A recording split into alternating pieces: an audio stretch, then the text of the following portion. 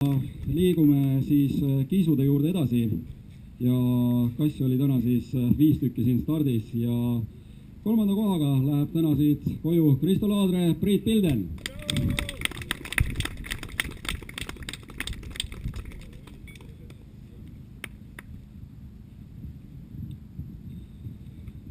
Tänane teine koht paarile Vaiko Samm ja Raigo Press.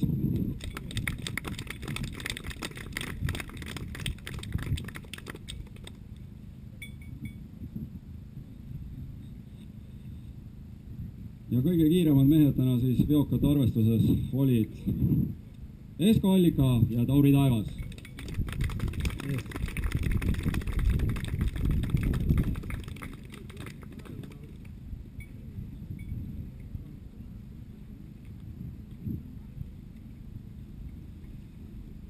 No nii, ja tublid veokamehed siis teie ees, esikolmik, 3. kohal täna siis Kristo Laadre, Priit Pilden. Teised, Vaiko Samm ja Raigo Press ja tänane võitjapaar siis Esko Allika ja Tauri Taevas. Palju õnne ja kõva aplaus neile. Aga selline see tänane võistlus oli. Suurimad tänud kõigile siia tulemast, suurimad tänud tänase võistluse juhile Toomas Sepale ja mõistagi ja Oleg Krassile.